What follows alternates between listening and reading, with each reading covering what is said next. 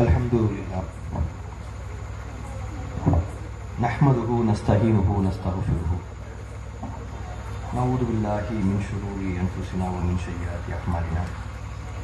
May yahdihillahu fala mudilla lahu wa may yudlilhu fala hadiya lahu. Ashhadu an la ilaha illallah wahdahu la sharika lahu wa ashhadu anna Muhammadan abduhu wa rasuluhu amma ba'd. அகிலங்களை எல்லாம் படைத்தது இறைவன் ஒருவன் என்றும் முஹம்மது நபி ஸல்லல்லாஹு அலைஹி வஸல்லம் அவர்கள் அந்த இறைவனின் அடிமையாகவும் அவனது தூதராகவும் இருக்கிறார்கள் என்று சாட்சியும் கூறியவனாகவும் வார்த்தைகளில் சிறந்தது அல்லாஹ்வுடைய வார்த்தைகள் என்றும் வழிகாட்டுதல்களில் சிறந்தது முஹம்மது நபி ஸல்லல்லாஹு அலைஹி வஸல்லம் அவர்களின் வழிகாட்டுதல் என்றும் காரியங்களில் மிக கெட்டது மார்க்கத்தில் புதுமையை புகுத்துவது, ஒவ்வொரு புதுமையும் வழிகேடு, ஒவ்வொரு வழிகேடும் நம்மை நரகின் பக்கம் கொண்டு போய் சேர்த்துவிடும் எனும் நபிகள் நாயகம் ஸல்லல்லாஹு அலைஹி வஸல்லம் அவர்களின் வார்த்தைகளை உங்களுக்கும் எனக்கும் நினைவூட்டி கொண்டவனாக என்னுடைய உரையை ஆரம்பம் செய்கின்றேன். இங்கு அமர்ந்திருக்கக்கூடிய உங்கள் அனைவரின் மீதும் அந்த ஏக இறைவனின் சாந்தியும் சமாதானமும் என்றென்றும் நிலவட்டுமாக. அஸ்ஸலாமு அலைக்கும் ரஹ்மத்துல்லாஹி வரகாத்துஹு. கண்ணியத்திற்குரிய சகோதரர்களே, சகோதரிகளே, இறைவனுடைய மகத்தான கிருபையினால் ஊரில் இருக்கக்கூடிய மக்கள் எல்லாம் வேறு வேறு காரியங்களில் தங்களை ஈடுபடுத்திக் கொண்டு இருக்கக்கூடிய நேரத்தில் மார்க்க விஷயங்களையும் சமுதாய விஷயங்களையும் அறிந்து கொள்வதற்காக இங்கே ஒன்று கூடியிருக்கக்கூடிய உங்கள் அனைவரின் மீதும் எல்லாம் வல்ல இறைவன் அருள் புரிய வேண்டும். இன்றைய தினம் ஜனவரி 26 இந்தியாவுடைய குடியரசு தினம். இந்தியா என்கின்ற இந்த நாடு குடியரசாக இன்று அறிவிக்கப்பட்டு இருக்கிறது. குடியரசு அப்படின்னு சொல்லி சொன்னா மக்களே ஒரு நாட்டை ஆள்வது. குடியரசு மக்களாட்சி எல்லாம் ஒண்ணு. மக்களால் மக்களுக்காக மக்களே நடத்தும் அரசு மக்களாட்சி என்று சொல்லப்படுகிறது. 1947 ஆகஸ்ட் 15 நமக்கு சுதந்திரம் கிடைத்தது. ஒரு நாடு சுதந்திரம் கிடைத்த உடனே அந்த நாட்டை ஆள்வதற்கென்று பல வழிகள் இருக்கிறது. அவ்வாறு உதாரணத்துக்கு நீங்க சவுதி அரேபியாவை எடுத்துக்கிட்டீங்கன்னா, சவுதி அரேபியாவில் மன்னராட்சி நடக்குது. அங்க மன்னராட்சி நடந்து கொண்டு இருக்கிறது சவுதி அரேபியாவில். ஒவ்வொரு நாட்டில் ஒவ்வொரு விதமான ஆட்சி நடக்கும். சில இடங்கள்ல ஜனாதிபதியினுடைய தலைமையில் ஆட்சி நடக்கும்.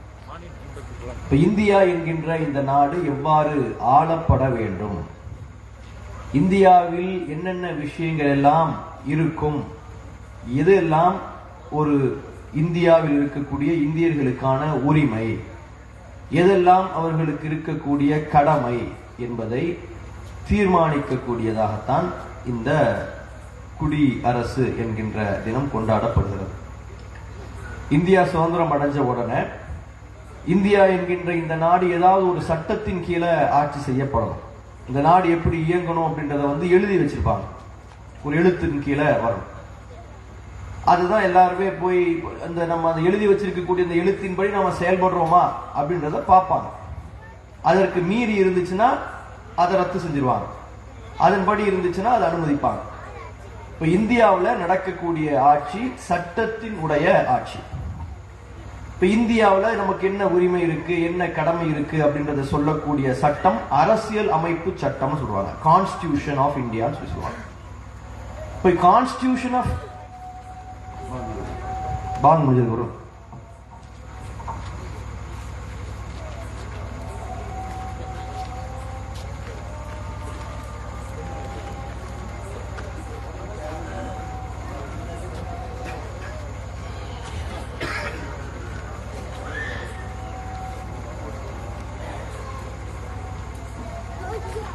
அஸ்ஸலாமு அலைக்கும் வரஹ்மத்துல்லாஹி வபரகாத்துஹு.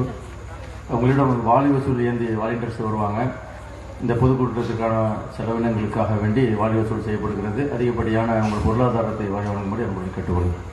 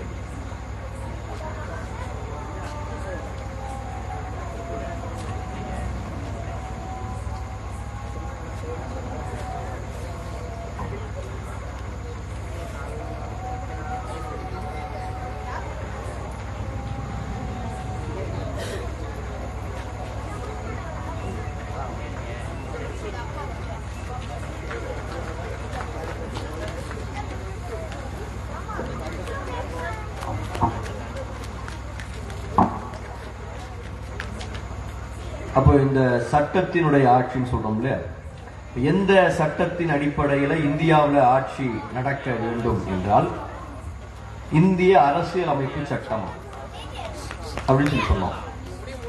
அது கான்ஸ்டிடியூஷன் ஆஃப் இந்தியா அப்படின்னு சொல்லிட்டு சொல்றாங்க. இந்த கான்ஸ்டிடியூஷன் ஆஃப் இந்தியா என்கின்ற அந்த கான்ஸ்டிடியூஷன், அந்த சட்டம் முழுமையாக அமலுக்கு வந்த நாள் இந்த ஜனவரி 26, 1950.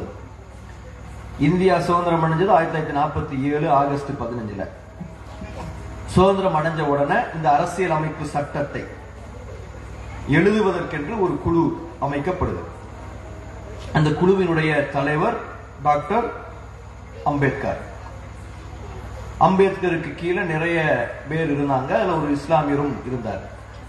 அந்த சட்டம் எழுதப்பட்டு பல விவாதங்கள் செய்யப்பட்டு 1949 நவம்பர் 26 அது பாராளுமன்றம் சொல்றாங்களா, பார்லிமெண்ட், அந்த பார்லிமெண்ட்ல தாக்கல் செய்யப்பட்டு அது முழுமையாக நடைமுறைக்கு வந்த நாள் ஜனவரி 26, 1950.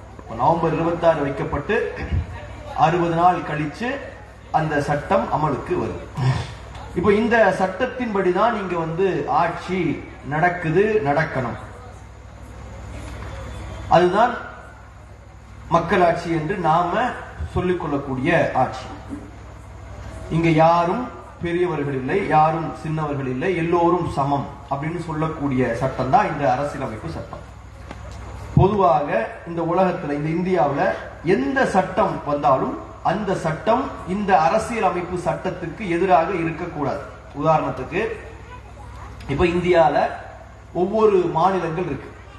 இப்ப மாநிலங்கள்ல நிறைய சட்டம் இயற்றுவாங்க. சட்டம் இயற்றக்கூடிய இடம் எது? சட்டமன்றத்துல சட்டம் இயற்றுவாங்க. ஸ்டாலின் இருக்கிறாரு, எம்எல்ஏக்கெல்லாம் இருக்கிறாங்க. அங்க சட்டமன்றத்தில் என்ன செய்யறாங்க? சட்டமன்றத்தினுடைய பேரே லெஜிஸ்லேட்டிவ் அசம்பிளி. லெஜிஸ்லேட்டிவ் அசம்பிளி சட்டமன்றம். எதுக்கு? சட்டத்தை இயற்றுவதற்கான மன்றம் தான். அங்க நிறைய சட்டங்கள் இயற்றுவாங்க. எலக்ட்ரிசிட்டி சம்பந்தமான சட்டம் இயற்றுவாங்க, போக்குவரத்து சம்பந்தமான சட்டம் இயற்றுவாங்க, இந்த குற்றவியல் சம்பந்தமான சட்டங்கள், இதே மாதிரி நிறைய சட்டங்கள் இயற்றுவாங்க. இப்படி இயற்றப்படக்கூடிய சட்டங்கள் அரசாங்கம் 1950 கொண்டு வந்த அந்த அரசியலமைப்பு சட்டத்தோட மோதக்கூடாது. மோதிச்சுன்னு சொல்லி சொன்னா எந்த சட்டம் ஜெயிக்கும்? அரசியலமைப்பு சட்டம் தான் ஜெயிக்கும். புதுசாக இயக்கப்படக்கூடிய சட்டம் ரத்தாயிரும். இதுதான் இருக்கக்கூடிய நிலவரம். இதுதான் பாராளுமன்றத்தில் நிறைய சட்டங்களை கொண்டு வருவார் மோடி. அந்த மாதிரியான சட்டங்களும் கூட நேரடியாக மோதக்கூடாது. அதே மாதிரி ஒரு அரசாங்கம் செயல்படக்கூடிய விதத்திலும் இந்த சட்டங்களினுடைய அடிப்படையில தான் செயல்படணும். இதுதான் அதுல இருக்கக்கூடிய விஷயம். ஆனால் இன்றைக்கு நாம அந்த நிலையில் இருக்கிறோமா என்பதை நாம ஒரு எடை போட்டு பார்ப்பதற்காகத்தான் இந்த தருணத்தை நாம பயன்படுத்திக் கொள்ள வேண்டும். எனக்கு கொடுக்கப்பட்டிருக்கக்கூடிய தலைப்பு இந்திய குடியரசும் இன்றைய முஸ்லிம்களும் அப்படின்ற ஒரு தலைப்பு கொடுத்திருக்காங்க. அப்ப இந்தியா என்பது குடியாட்சி குடியரசு என்று நமக்கு தெரிகிறது. இந்திய குடியரசு என்பது கான்ஸ்டிடியூஷன் ஆஃப் இந்தியா என்று சொல்லக்கூடிய அரசியலமைப்பு சட்டத்தின்படி நடக்கப்பட வேண்டும் என்பது நமக்கு தெரிகிறது. அந்த அரசியலமைப்பு சட்டம் பல உரிமைகளை பல கடமைகளை நமக்கு தந்திருக்கிறது என்று தெரிகிறது.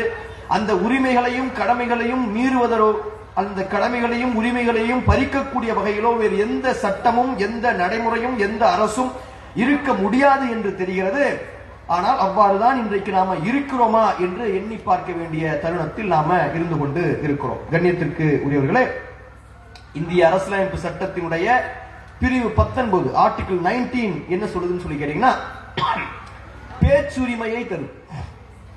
பேச்சுரிமை எந்த விதமான அச்சமும் இல்லாமல் எந்த விதமான பயமும் இல்லாமல் பொது அமைதிக்கு எந்த விதமான குந்தகத்தையும் விளைவிக்காமல் மனதில் தோன்றிய விஷயங்களை அது அரசாங்கத்திற்கு எதிராகவே இருந்தாலும் கூட சொல்வதற்கான உரிமையை இந்த அரசியலமைப்பு சட்டத்தினுடைய பிரிவு 19 ஆர்டிகிள் 19 நமக்கு தருகிறது. நிறைய பேர் பேசிக்கிட்டு இருக்கிறாங்க. சமீபத்தில் கூட சில சாமியார்கள் எங்க கூடி பேசினாங்க, ஹரித்வார் என்கின்ற இடத்துல 2023 பிப்ரவரி மாதம் நேரத்தில் கூடி பேசினாங்க. என்ன பேசினாங்க? இந்தியாவில் இருக்கக்கூடிய முஸ்லிம்களை எல்லாம் கொன்றுவிட வேண்டும் என்று பேசினாங்க. இந்தியாவில் இருக்கக்கூடிய சட்டத்தை மாற்ற வேண்டும் என்று பேசினார்கள். இருக்கக்கூடிய அரசியலமைப்பு சட்டத்தை முழுமையாக தூக்கிட்டு அதற்கு வேறு ஒரு சட்டத்தை கொண்டு வரணும் சொல்லி பேசினார். இவர்கள் ஒரு சிலர் பேசுறாங்க. அதே மாதிரி இஸ்லாமியர்கள்ல அதையெல்லாம் விட அந்த விஷயத்திற்கு எந்த வகையிலும் சம்பந்தம் இல்லாமல் ரொம்ப எளிமையான முறையில் தங்களுடைய கருத்துக்களை சொன்னவர்கள் கூட இன்னைக்கு அரெஸ்ட் பண்ணி ஜெயிலில் வைக்கப்பட்டு இருக்கிறார்கள். ஜேஎன்யூ மாதிரியான பல்கலைக்கழகங்கள்ல சிஏஏ என்கின்ற சட்டம் வரக்கூடிய ஒரு நேரத்தில் இந்த சட்டம் மோசமானது, இந்த சட்டம் எங்களுடைய உரிமைகளை பறிக்கிறது என்று போராடிய பல பேர் இன்றும் ஜெயிலுக்குள்ள இருந்து கொண்டு இருக்கிறாங்க. உமர் காலித் என்கின்ற சகோதரர் இன்னும் ஜெயிலுக்குள்ளதான் இருக்கிறார். சபுரா சர்க்கார் என்று சொல்லக்கூடிய ஒரு பெண், அவங்க ஒரு கர்ப்பிணி பெண்ணாக ஜெயிலுக்குள்ள போய் பல கஷ்டங்களை பட்டு சிரமங்களுக்கு பிறகு பெயில் கிடைச்சி அவங்க வெளியே வந்தாங்க. அப்போ ஒரு பேச்சு, ஒரு சொல்லை, ஒரு விஷயத்தை சொல்வதற்கு உரிமை இருக்கிறது. ஆனால் அந்த உரிமை இன்று இஸ்லாமியர்களுக்கு கிடைக்கிறதா என்கின்ற ஒரு கேள்வி இருக்கிறது. பத்திரிகையில நீங்க உங்களுடைய மனதில் தோன்றிய விஷயங்களை எழுதுவதற்கு உரிமை இருக்குது. உத்தரப்பிரதேசத்துல ஒரு தலித் சமுதாயத்தை சார்ந்த ஒரு பெண்ணுக்கு ஒரு அநியாயம் நடந்தது. அந்த அநியாயத்தை குறித்து தன்னுடைய பத்திரிகையில் பதிவு செய்வதற்காக சித்திக் கப்பன் என்று சொல்லக்கூடிய ஒரு நபர் உத்தரப்பிரதேசத்திற்கு பிரயாணம் மேற்கொள்கிறார். பிரயாணம் மேற்கொள்ளக்கூடிய அந்த சித்திக் கப்பன் என்று சொல்லக்கூடிய கேரளாவை சார்ந்த அந்த பத்திரிகையாளர் அரெஸ்ட் பண்ணப்படுகிறார். அரெஸ்ட் பண்ணப்பட்டு அவர் மீது பதியப்பட்ட வழக்குகள் என்னென்ன தெரியுமா? ரொம்ப கடுமையான கொடூரமான வழக்குகள் அவர் மீது பதியப்படுகிறது. UAPA என்று சொல்லக்கூடிய ஒரு வழக்கு பதியப்படுகிறது. UAPA என்னன்னா அன்லாஃபுல் ஆக்ட் பிரிவென்ஷன் ஆக்ட், அதாவது சட்டத்திற்கு விரோதமான செயல்களை, அன்லாஃபுல் ஆக்டிவிட்டிஸ் பிரிவென்ஷன் ஆக்ட், ரொம்ப சட்டத்திற்கு எதிரான காரியங்களை செய்யக்கூடியவர்களை சிறைப்படுத்தக்கூடிய ஒரு சட்டம். குண்டு வைக்கக்கூடியவர்களுக்கு, தீவிரவாத செயல்களை செய்பவர்களுக்கு என்று போடப்படக்கூடிய சட்டம். ஒரு பத்திரிகையாளராக இருந்து ஒரு பெண்ணுக்கு நடந்த அநியாயத்தை பதிவு செய்வதற்காக உத்தரப்பிரதேசத்தில் தன்னுடைய பத்திரிகையாளர் நண்பர்களோடு பயணம் செய்யக்கூடிய ஒருவருக்கு இந்த சட்டம் அவர் மீது போடப்பட்டு அவர் ஏறத்தாழ 2 வருடங்கள் பெயிலே கிடைக்காம ஜெயிலுக்குள்ள கிடந்தார். பொதுவாக பெயில் கிடைப்பதற்கு பல வழிமுறைகள் இருந்து கொண்டு இருக்கிறது. எவ்வளவு பெரிய குற்றமாக இருந்தாலும் பெயில் கொடுக்கப்பட வேண்டும் என்பது சட்டம் கொடுக்கக்கூடிய உரிமை. ஆனால் இவர் மேல பல விஷயங்களை போட்டு போட்டு போட்டு இவரை வெளியே விடவே இல்லை. அவருக்கு உச்ச நீதிமன்றம் பெயில் கொடுத்துருச்சு. உச்ச நீதிமன்றம் 2 வருடம் கிடைத்த பெயிலை கூட கொடுக்காமல் அவரை உள்ளுக்குள்ளேயே வைத்திருந்து இன்னும் புதிய வழக்குகளை போட்டு அவரை காலதாமதப்படுத்தினார். இப்ப சமீபத்தில் அவர் வெளியே இருக்கிறார். அவர் மேல PMLA என்று சொல்லக்கூடிய இன்னொரு சட்டம் பதியப்படுகிறது, prevention of money laundering act. அதாவது சட்டத்துக்கு விரோதமாக பண பரிவர்த்தனை செய்யக்கூடிய ஒரு சட்டத்தின் அடிப்படையில் அவர் மேல வழக்கு போடப்பட்டு, இப்படி ஒரு பத்திரிகைக்காரர் ஒரு பெண்ணுக்கு நடந்த கொடுமை, அந்த பெண் மானபங்கப்படுத்தப்படுறா, அவ ஒரு தலித் சமுதாயத்தை சார்ந்த ஒரு பெண். யாராக இருந்தாலும் ஒரு பெண்ணுக்கு நடந்த ஒரு கொடுமையை பதிவு செய்ய வேண்டும் என்பதற்காக அவர் பத்திரிகையாளராக பிரயாணம் செய்கிறார். அவர் இஸ்லாமியர் என்கின்ற ஒரு காரணத்திற்காக ஆர்டிகிள் 19 அடிப்படையில் அவருக்கு கொடுக்கப்பட்ட உரிமை இந்த நாட்டில் இந்த கடந்த 9 ஆண்டுகளில் கடுமையாக பறிக்கப்பட்டு இருக்கிறது என்கின்ற ஒரு விஷயத்தை நாம பார்க்கிறோம். அதே மாதிரி சட்டத்தின் அடிப்படையில் ஆர்டிகிள் 15 என்று சொல்றாங்க, பிரிவு 15, அரசியலமைப்பு சட்டத்தினுடைய பிரிவு 15 மத அடிப்படையில் பாகுபாடு காட்டக்கூடாது என்று சொல்கிறது. டிஸ்கிரிமினேஷன், மத அடிப்படையில் பாகுபாடு காட்டக்கூடாதுன்னு சொல்கிறது. இப்ப இங்க சித்திக் கப்பனுக்கு என்ன நடந்திருக்குது?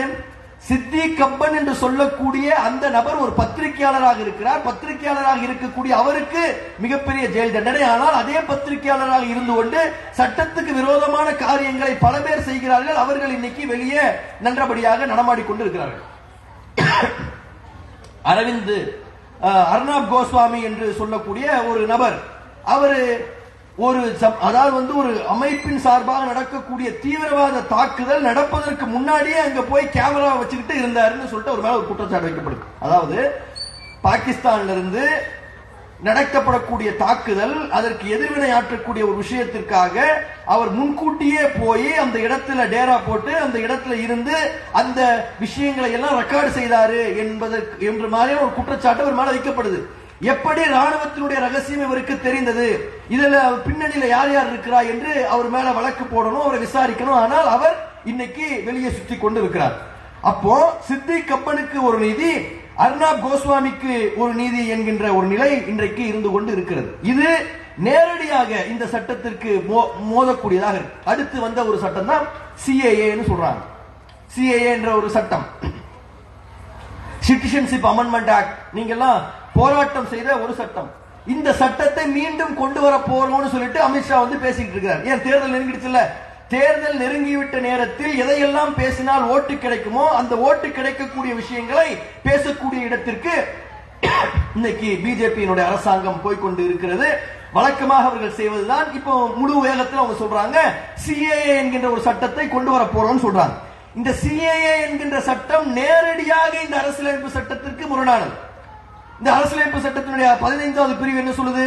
மதத்தினுடைய அடிப்படையில் நீங்கள் ஒருவரை ஒருவர் கூட குறைய சொல்லக்கூடாது. இந்தியாவில் இருக்கக்கூடிய எல்லாருமே இந்தியர்கள், எல்லோரும் இந்தியர்கள். அவர் இந்துவாக இருந்தாலும் சரி, கிறிஸ்தவராக இருந்தாலும் சரி, முஸ்லீமாக இருந்தாலும் சரி, பார்சியாக இருந்தாலும் சரி, மதமே இல்லை என்று சொன்னாலும் சரி, கடவுளே இல்லை என்று சொன்னாலும் சரி, அவர் யாராக இருந்தாலும் சரி, அவர் இந்தியன். அவருக்கு இந்த சட்டத்தின் அடிப்படையில் சமமான உரிமை வழங்கப்பட வேண்டும் என்று இந்த அரசியலமைப்பு சட்டத்தினுடைய பிரிவு 15 சொல்கிறது. ஆனால் அவ்வாறு நடத்தப்படவில்லை. இந்த சிட்டிசன்ஷிப் அமெண்ட்மெண்ட் ஆக்ட் என்ன சொல்லுது? இந்த ஆக்ட் என்ன சொல்லுதுன்னு சொல்லி கேட்டீங்கன்னா, அதாவது பங்களாதேஷ், ஆப்கானிஸ்தான், பாகிஸ்தான் போன்ற நாடுகளில் இருந்து இந்தியாவிற்கு வரக்கூடிய கிறிஸ்தவர்கள், சீக்கியர்கள், பார்சிகள், பௌத்தர்கள், ஜைனர்கள் ஆகியோருக்கு இந்தியாவில் குடியுரிமை பெறுவதற்கான உரிமை இருக்குது. ஏன் இஸ்லாமியர்களுக்கு இல்ல? ஒரு நாடு, அந்த நாட்டில் அவர்களுக்கு கொடுமை இழைக்கப்படுகிறது, அநீதி இழைக்கப்படுகிறது என்பதற்காக அந்த நாட்டில் இருந்து சிலர் இந்தியாவுக்கு தப்பி வருகிறார்கள் அகதிகளாக யார் வேண்டுமானாலும் வருவாங்க. அவங்க இந்த மதத்தை சார்ந்தவர்களாகத்தான் வருவாங்க இருப்பாங்கன்னு சொல்ல முடியாது. யார் வேண்டுமானாலும் வருவாங்க, அவங்க மதமே இல்லாதவர்களாக கூட இருப்பாங்க. அகதிகளாக யார் வந்தாலும் அவர்களினுடைய விஷயங்களை ஆலோசனை பண்ணி பார்த்து நாங்க கொடுப்போம் சொல்லி சொன்னா அது மதத்தினுடைய அடிப்படையில் கொடுக்கப்படுறது கிடையாது. ஆனா முஸ்லிமா இருந்தா கிடையாது, மற்ற எல்லோருக்கும் அது உண்டு என்கின்ற ஒரு சட்டத்தை இந்த சிஏஏ என்கின்ற ஒரு விஷயம் கொண்டு வந்தது. அப்போ ஒரு காரணம் என்ன சொல்லப்பட்டுச்சுன்னா, இந்த பாகிஸ்தான், ஆப்கானிஸ்தான் இதெல்லாம் பங்களாதேஷ் எல்லாம் அந்த நாடுகள் இஸ்லாமியர்கள் அதிகமாக இருக்கக்கூடிய நாடு, அங்க இஸ்லாமியர்களுக்கு எந்த பிரச்சனையும் இல்ல. சரி, அப்ப ஸ்ரீலங்கால இருந்து அகதிகளாக வரக்கூடிய இந்து சகோதரர்களுடைய நிலை என்ன? பர்மாவின் மியான்மரில் இருந்து ஓடி வரக்கூடிய பௌத்தர்களினுடைய நிலை என்ன? இது ஆக்சுவலா எதை வைத்து அவங்க செய்யறாங்கன்னு சொல்லி கேட்டீங்கன்னா, இந்த சிஏஏ என்கின்ற சட்டத்தை இன்னும் கூடுதலாக 2 சட்டத்தோடு சேர்த்து, என்பிஆர், என்ஆர்சி எல்லாம் நீங்க ஞாபகம் வச்சிருப்பீங்க, அந்த சட்டங்களோடு சேர்த்து என்ன பண்றாங்கன்னு சொல்லி கேட்டா, இந்தியாவில் இருக்கக்கூடிய அனைவரினுடைய பட்டியலையும் வைத்து ஒரு ரெஜிஸ்டர் தயாரிக்கிறாங்க. நேஷனல் சிட்டிசன்ஷிப் ரெஜிஸ்டர், என்சிஆர் அப்படின்னு ஒரு ரெஜிஸ்டர் தயாரிக்கிறாங்க. அந்த ரெஜிஸ்டர்ல ஒருவர் தன்னை சிட்டிசனாக இணைத்துக் கொள்வதற்கு பல ஆவணங்களை கேட்கிறாங்க. அந்த ஆவணங்கள்ல டாக்குமெண்ட்ல பல விஷயங்களை நம்மளால கொடுக்க முடியாது. தாத்தாவுடைய பர்த் சர்டிபிகேட், தாத்தா 10th படிச்ச சர்டிபிகேட், நில பட்டா சர்டிபிகேட், என்னென்னமோ கேட்கிறாங்க. இதுல பல விஷயங்கள் கொடுக்கப்படாத போது என்ன ஆகும் சொல்லி கேட்டா உங்களுடைய குடியுரிமை கேள்விக்குறியாக்கப்படும். இந்தியாவினுடைய பிரசிடென்டாக இருந்த ஃபக்ருதீன் அலி அகமதினுடைய குடும்பத்தினர் அஸ்ஸாமில் இருக்கக்கூடியவர்களுக்கு குடியுரிமை இல்லை என்று சொல்லப்பட்டது. ஏன்? அவங்க கிட்ட அந்த மாதிரியான ரெலவென்டான டாக்குமெண்ட் இல்லை என்று அவருக்கு குடியுரிமை இல்லைன்னு சொல்லப்பட்டது. இன்றைக்கும் அஸ்ஸாமில் 10 லட்சத்திற்கும் அதிகமானவர்கள் அந்த ஜெயிலுக்குள்ள இன்னும் இருக்கிறாங்க குடியுரிமை இல்லைன்னு சொல்லி. 2 வருடம் 3 வருடம் கழித்து அவர்களுக்கு குடியுரிமை இருக்கு என்கின்ற தீர்ப்புகள் வருகிறது. அப்ப இவர்கள் என்ன செய்ய நினைக்கிறார்கள் என்று சொன்னால் இந்த சட்டங்களை எல்லாம் கொண்டு வந்து இஸ்லாமியர்களை பயமுறுத்தி, இஸ்லாமியர்களை பயமுறுத்துவதை மற்ற மக்களுக்கு காண்பித்து, பாத்தியா நாங்க எப்படி அவங்களை மிரட்டுறோம், எப்படி அவங்களை உருட்டோம், ஆகவே நீங்க எங்களுக்கு ஓட்டு போடுங்க, எங்க கிட்ட எப்படி அவங்க கண்ட்ரோலா இருக்கிறாங்க பாத்தியா என்கிறது மாதிரியான ஒரு விஷயத்தை மக்கள் மத்தியில் செய்ய வேண்டும் என்பதற்காக இந்த சட்டங்களை எல்லாம் கொண்டு வருகிறார்கள். இந்த சட்டம் என்பது நேரடியாக அரசியலமைப்பு சட்டம் பிரிவு 15ற்கு நேர் எதிராக இருக்கிறது. நேரடியாக இருக்குது.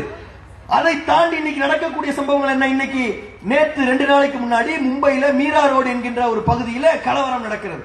இந்த அயோத்தி என்கின்ற இந்த கோயில் திறந்ததற்கு பிறகு அதற்காக கைகள்ல அந்த கொடியெல்லாம் பிடித்துட்டு பல பேர் ஊர்வலம் போறாங்க. ஊர்வலம் போகக்கூடிய நேரத்தில் மீரா ரோடு என்கின்ற பகுதியில் இஸ்லாமியர்கள் நிறைந்திருக்கக்கூடிய கடைகள் அடித்து நொறுக்கப்படுகிறது. அவங்களுடைய கடைகளுடைய கண்ணாடி உடைக்கப்படுகிறது. அங்கே இருக்கக்கூடிய வண்டிகள் அடித்து நொறுக்கப்படுகிறது. அந்த விஷயம் கேள்விப்பட்ட உடனே மகாராஷ்டிரா கவர்மெண்ட் வந்த உடனே என்ன செய்யறாங்க? இஸ்லாமியர்களினுடைய கடைகளாக பார்த்து இடிக்கிறார்கள். ஒரு கடையை இடிக்கிறீங்கன்னு சொல்லி கேட்டீங்கன்னா அது சட்டத்தின்படி நடக்கணும். அது யாருடைய கடையாக இருந்தாலும் நடக்கணும். ஆனால் அப்படி நடக்குதான்னு சொல்லி கேட்டா நடக்கல. என்ஆர்சி சிஏஏவுக்கு எதிராக போராடிய பல பேரினுடைய வீடுகள் இடிக்கப்பட்டது. டெல்லியில் பல வீடுகள் ஜஹாங்கீர்பூர் என்கின்ற பகுதியில் இடிக்கப்பட்டது. ஹரியானாவினுடைய நூகு என்கின்ற பகுதியில் வீடுகள் இடிக்கப்பட்டது. மத்திய பிரதேசத்தில் இடிக்கப்பட்டது. உத்தராகண்டில் இடிக்கப்பட்டது. வீடுகள் கடைகள் இடிக்கப்பட்டது. எந்த விதமான முன்னறிவிப்பும் இல்லாமல், நோட்டீஸும் கொடுக்காமல் புல்டோசர்கள் இறங்கும். அந்த புல்டோசர்கள் இஸ்லாமியர்களை வீடுகள் கடைகளை பார்த்து இடித்து தரைமட்டமாக்கும். காரணம் கேட்டால் அவர்கள் அனுமதி வாங்காமல் கட்டினார்கள். இந்தியாவில் இன்னைக்கு இருக்கக்கூடிய வீடுகள்ல 60% வீடுகள் எந்த மதத்தை சார்ந்தவர்களாக இருந்தாலும் சரியான அனுமதி வாங்காமல் தான் கட்டப்படுகிறது. அதை அதிகாரிகள் அனுமதிக்கிறார்கள். யதார்த்தத்தில் சாத்தியமில்லாத சில விதிகள் இருக்கக்கூடிய காரணத்தினால் பல வீடுகள் அவ்வாறுதான் கட்டப்பட்டு இருக்கிறது. ஆனால் இஸ்லாமியர்கள் என்கின்ற ஒரே காரணத்திற்காக பல வீடுகள் அங்கே இடிக்கப்படுகிறது என்றால், இடிக்கப்பட வீடுகளுக்கு பாதுகாப்பாக போலீஸ் இருக்கிறது என்றால், அதற்கு கையெழுத்து போடக்கூடியதாக வருவாய்த்துறை இருக்கிறது என்றால், அதை குறித்து எந்த கேள்வியும் கேட்காமல் நீதித்துறை அங்கே இருக்கிறது என்றால், அங்கே நடக்கக்கூடிய மக்களுக்கு நடக்கக்கூடிய பிரச்சனைகளை காது கொடுத்து கேட்காமல் சமூக நலத்துறை இருக்கிறது என்றால், அதை குறித்து எழுதாளர்களாக பத்திரிகையாளர்கள் இருக்கிறார்கள் என்றால், எங்க இந்த அரசியலமைப்பு சட்டம், இந்த சம உரிமை, மதத்தினுடைய அடிப்படையில் டிஸ்கிரிமினேஷன், பாகுபாடு காட்டக்கூடாது என்கின்ற விஷயம் இன்றைக்கு இந்த நாட்டில் இருக்கிறது என்கின்ற ஒன்று கேள்விக்குறியாக இருக்கிறது. இதை நாம கவனத்தில் வைக்கிறோம். அடுத்து இருக்கக்கூடிய இன்னொரு பிரிவு என்ன? ஆர்டிகல் 25 சொல்றாங்க. பிரிவு 25. அந்த பிரிவு 25 என்ன சொல்கிறது? ஒவ்வொரு இந்தியரும் அவருடைய மதத்தை பின்பற்றுவதற்கும், அவருடைய மதத்தை வெளியே சொல்வதற்கும், அவருடைய மதத்தை பரப்புவதற்கும் அவருக்கு உரிமை இருக்கிறது. பரப்புறதெல்லாம் ரெண்டாவது, பின்பற்றுவதற்கு இங்க உரிமை இருக்கிறதா இந்த நாட்டில்? இஸ்லாமியர்களுக்கு இருக்கிறதா இந்த நாட்டில்? இன்றைக்கு கர்நாடகா என்கின்ற ஒரு ஊர்ல சில வருடங்களுக்கு முன்னால் ஹிஜாப் அணிந்து கொண்டு பள்ளிக்கூடத்தில் போய் பரீட்சை எழுத போன பெண்கள் தடுத்து நிறுத்தப்பட்டார்கள். ஹிஜாப் நீங்கள் அணிந்து வந்தீர்கள் என்பதற்காக. ஏன் ஹிஜாப் அணிந்தவர்களை நீங்கள் தடுத்தீர்கள்? எந்த பிரிவின் அடிப்படையில் நீங்கள் தடுத்தீர்கள்? அவர்கள் ஹிஜாப் அணிவது எந்த வகையில் அவர்கள் படிப்பதற்கு தடையாக இருக்கிறது? அவ்வாறு திருநீர் அணிந்து வந்தவர்களை நீங்கள் தடுத்தீர்களா? சிலுவை அணிந்து வந்தவர்களை நீங்கள் தடுத்தீர்களா? டர்பன் அணிந்து வந்தவர்களை நீங்கள் தடுத்தீர்களா? கைகளிலே சிவப்பு, பச்சை, மஞ்சள், கருப்பு என்று கயிறுகளை கட்டி வந்தவர்களை நீங்கள் தடுத்தீர்களா? கால்களிலே கருப்பு கயிறை கட்டி வந்தவர்களை நீங்கள் தடுத்தீர்களா? ஏன் தடுக்கல? ஏன் அந்த ஹிஜாப் அணிந்தவர்களை மட்டும் நீங்க தடுத்தீங்க? ஹிஜாப் என்ன பிரச்சனை பண்ணுகிறது உங்களுக்கு? அப்ப இஸ்லாமிய பெண்களினுடைய கல்வி உரிமையை பறிப்பதற்காக வேண்டுமென்றே ஹிஜாபு அணிந்தவர்கள் படிப்பதற்கு தடை, பரீட்சை எழுதுவதற்கு தடை என்று சொல்லி ஆயிரக்கணக்கான பெண் பிள்ளைகளினுடைய படிப்பை ஒரு அரசாங்கம் கெடுத்தது. அந்த வழக்கு உச்ச நீதிமன்றத்தில், உயர் நீதிமன்றத்தில் வந்தது. இன்னும் அதற்கு சரியான தீர்ப்பு வழங்கப்படவில்லை. இப்ப இந்த இடத்தில் சட்டப்பிரிவு 25 எங்க நீங்க மதத்தை பின்பற்றுவதற்கான உரிமையை தரீங்க? அவங்க ஹிஜாப் அணிகிறாங்க, அது அவர்கள் மதம் சொல்கிறது. ஒவ்வொரு இஸ்லாமிய பெண்ணும் அந்நிய ஆண்களுக்கு முன்னால் வெளியே வரக்கூடிய நேரத்தில் தங்களுடைய முகம், கைகளை தவிர்த்து உடலில் இருக்கக்கூடிய பிற பாகங்களை மறைத்துக் கொள்ள வேண்டும் என்று அவர்களுடைய மதம் சொல்கிறது. அதை அவர்கள் நம்புகிறார்கள். அவர்கள் அதை செய்வதால் ஏதாவது சமுதாயத்துக்கு பிரச்சனை இருக்குதா? பொது அமைதிக்கு குண்டகம் விளைவிக்கப்படுகிறதா? மற்றவர்களுக்கு அதனால் ஏதாவது சிக்கல் வருதா? எந்த சிக்கலும் இல்லை. ஆனால் நாம் அனுமதிக்கப்படுவது இல்லை. சீக்கிய சமுதாயத்தை சார்ந்த சகோதரர்கள், அவர்கள் தங்களுடைய இடுப்பில் குருவாளை வைத்து செல்வதற்கு அவர்களுக்கு அனுமதி வழங்கப்படுகிறது. அவர்கள் அந்த குருவாளை வைத்துக் கொண்டு ஒரு ஏர்போர்ட்ல, பிளைட்ல பயணம் செய்வதற்கு அவர்களுக்கு அனுமதி வழங்கப்படுகிறது. ஏன்? அந்த கிருபான் என்று சொல்லக்கூடிய அந்த வாளை வைத்துக் கொள்வதற்கான அனுமதி அவர்களுடைய மதத்தில் இருக்கிறது. இந்த பிரச்சனை நடந்து கொண்டிருந்த அதே நேரத்தில், இந்த ஹிஜாப் பிரச்சனை வெளிவந்த அதே நேரத்தில் ஆண்கள் எவ்வாறு டர்பன் அணிவார்களோ சீக்கிய சமுதாயத்தில், அதே மாதிரி பெண்களும் டர்பன் அணியக்கூடியவர்களாக சீக்கிய சமுதாயத்தை சார்ந்த சிலர்கள் இருக்கிறாங்க. அவ்வாறு டர்பன் அணிந்து சென்று கொண்டிருந்த ஒரு பெண் பரீட்சை எழுதாமல் தடுத்து நிறுத்தப்பட்டாள். அது உடனடியாக வழக்காக தொடுக்கப்பட்டது. கல்வி அதிகாரிகளுக்கு முன்னிலையில் கொண்டு செல்லப்பட்டது. அதே கர்நாடகாவில் கொண்டு செல்லப்பட்டது. அவர் அனுமதிக்கப்பட்டார். இஸ்லாமிய பெண்மணி தடுத்து நிறுத்தப்பட்டார். அப்ப எங்க பாகுபாடு? ஏன் இந்த பாகுபாடு? எங்கே மத உரிமை? இந்தியாவை ஒட்டுமொத்தமாக கேட்கிறோம். தமிழகத்தை வைத்து பேசல. இந்தியா என்கின்ற நாடுதான் ரிபப்ளிக். தமிழகம் இல்ல. தமிழகம் என்பது இந்தியாவினுடைய ஒரு அங்கம். யூனியன் ஆஃப் ஸ்டேட்ஸ்ல தமிழகம் ஒரு அங்கம். ஆனால் இந்தியாவில் இருக்கக்கூடிய மற்ற மாநிலங்களில், கர்நாடகாவில், மத்திய பிரதேசத்தில், மகாராஷ்டிராவில், ஜார்க்கண்டில் என்ன நிலை இருந்து கொண்டிருக்கிறது? உத்தரப்பிரதேசத்தில் என்ன நிலை இருந்து கொண்டிருக்கிறது? நிம்மதியாக வாழ்ந்து கொண்டிருக்கிறார்களா? மதத்தை கடைபிடிப்பதற்கான உரிமை அவர்களுக்கு இருக்கிறதா? லூலு என்கின்ற ஒரு மால், அது ஒரு இஸ்லாமியரால் நடத்தப்படக்கூடிய ஒரு மால். அந்த மால்ல ஒரு சிலர் தொழுதார்கள். அத பிரச்சனை பண்றாங்க. உண்மையில் தொழுது அங்கு இஸ்லாமியர்கள் இல்லை. இவர்கள் தொழுகிறார்கள் என்பதை பிரச்சனை செய்வதற்காகவே ஒரு சிலர் வெளிப்படையாக வந்து தொழுகிறாங்க. தப்பு தப்பா தொழுகிறாங்க. அந்த தப்பு தப்பா 4 பேர் தொழுகிறத ஒருத்தர் தள்ளி நின்று போட்டோ எடுக்கிறாரு. போட்டோ எடுத்துட்டு வெளியே போயிடுறாங்க. அவ்வளவுதான். லூலு மால் ஒரு சூப்பர் மார்க்கெட், ஒரு ஹைப்பர் மார்க்கெட். அங்க என்னென்ன பொருட்களோ கிடைக்கும். ஒரு ஹைப்பர் மார்க்கெட்டுக்குள்ள வரவன் என்ன செய்வான்? வருவான், காய்கறி வாங்குவான், பொருள் வாங்குவான், தேவையான பொருட்களை வாங்கிட்டு நேரம் தள்ளி போகிற மாதிரி இருந்துச்சுன்னா தொழுவான். வாய்ப்பு இருந்தால் அவங்களுக்கு வழி கொடுத்தால். இந்த 5-6 பேர் எதுக்கு வராங்க? மார்க்கெட்டுக்குள்ள நுழைறான், ஒரு இடத்தை தேடுறான், தேடுற இடத்துல நிக்கிறான், தப்பு தப்பா தொழுகிறான். எனக்கு தொழுவது கிடையாது. தப்பு தப்பா தொழுகிறான். தொழுவதை இன்னொருத்தன் தள்ளி நின்று ரெக்கார்ட் பண்றான். ரெக்கார்ட் பண்ணியது உடனே பரவுகிறது. லூலு மால், எல்லாரும் நின்று தொழுது கொண்டிருக்கிறார்கள். என்ன நடக்கிறது இந்தியாவில்? இந்தியா என்பது என்ன நாடு? யாருக்குப்பா அவங்க தொந்தரவு கொடுத்தாங்க? லூலு மால் ஓனர் சொன்னாரா நான் முஸ்லீம் சொல்லிட்டு? முஸ்லிமா இருக்கிறதுனால லூலு மால்ல ஏதாவது ஸ்பெஷல் ட்ரீட்மெண்ட் ஏதாவது இருக்குதா? லூலு மாலினுடைய ஓனர் கேரளாவில் ஒரு கோயில் பங்கன்ல மிகப்பெரிய விபத்து நடந்த நேரத்தில் அவர்களுக்கு பல கோடி ரூபாய்களை எடுத்து கொடுத்தாரு. அவர் முஸ்லீம் பார்த்தாரா, இந்து பார்த்தாரா? கொஞ்ச காலத்துக்கு முன்னாடி அங்க ஒரு பெரிய ஊனமுற்ற குழந்தைகளுக்கு தன்னுடைய சொத்தில் சில விஷயங்களை எழுதி வைத்தார். அந்த மேடையிலே நின்று அவர் எழுதினார். என்ன எழுதினாரு? நான் ஒருவேளை இறந்து விடக்கூடும், நான் இறக்கிறதுக்கு முன்னாடி இது சேரணும்னு சொல்லிட்டு அந்த மேடையிலேயே வச்சு அந்த உயிருக்கு சைன் போட்டுட்டு போனார். ஹிந்து முஸ்லீம்லாம் அவர் பார்க்கல. இப்ப அவருக்கு ஆதரவா பேசுவதற்கு வரவில்லை. ஆனால் என்னன்னா, ஒருவர் தன்னுடைய கடையை நடத்துறாரு. அந்த கடையை நடத்தக்கூடிய நேரத்தில் அங்க யாரோ ஒருத்தர் வழிபாடு செய்கிறார்கள். வழிபாடு செய்வது பிரச்சனையாக ஆக்கப்படுகிறது. ஒரு காய்கறி வியாபாரி காய்கறி வியாபாரம் பண்ணிட்டு போறாரு. தொழுகையினுடைய நேரம் வந்துவிட்டது. இஸ்லாமிய மார்க்கம் சொல்லுகிறது தொழுகை நேரம் குறிக்கப்பட்ட கடமையாக இருக்கிறது. யாருக்கும் எந்த தொந்தரவும் செய்யாம ஓரமா தான் கொண்டு வந்திருந்த அந்த வெங்காய மூட்டையில் இருக்கக்கூடிய ஒரு சாக்கு பை எடுத்து உதறிட்டு அந்த இடத்துல ரோட்ல ஓரமா அந்த மூலையில தொழுதுட்டு அந்த இடத்துல விட்டு கிளம்ப போறாரு. உடனே 4 பேர் அவரை சுத்தி நின்று போட்டோ எடுத்து என்ன பண்ற, ஏது பண்ற, எப்படி பண்ற, இப்படி இருக்குதா? ரோட்ல எந்த விதமான வழிபாட்டு விஷயங்களும் இந்த இந்தியாவில் நடக்கவே இல்லையா? இதுக்கு முன்னாடி நிரந்தரமாக ரோட்டில் வைக்கக்கூடிய வழிபாட்டு விஷயங்கள் அந்த நாட்டில் இல்லையா? ரோட்ல வைத்துக் கொண்டு மக்களுக்கு தொந்தரவு தரக்கூடிய மாதிரியான வழிபாட்டு விஷயங்கள் பலரால் செய்யப்படுகிறதா இல்லையா? அப்ப ஏன் இவர் மட்டும் கேள்விக்குள்ளாக்கப்பட்டார்? அதை தொடர்ச்சியாக அவர் செய்தாரா? போற வழியில ஒரு வாய்ப்பு கிடைச்சிச்சு, செஞ்சாரு. ஏன் அது பிரச்சனையாக்கப்படுகிறது? ஏன் அது கேள்விக்குள்ளாக்கப்படுகிறது? ஏன் ஏன் இந்த பிரிவினை, ஏன் இந்த பாகுபாடு, ஏன் அது இஸ்லாமியர்களுக்கு மட்டும் என்கின்ற கேள்வி நம்மால் கேட்கப்படக்கூடிய ஒரு தேவை இருந்து கொண்டிருக்கிறது. இந்த நாட்டில் இதெல்லாம் நடந்து கொண்டு இருக்கிறது.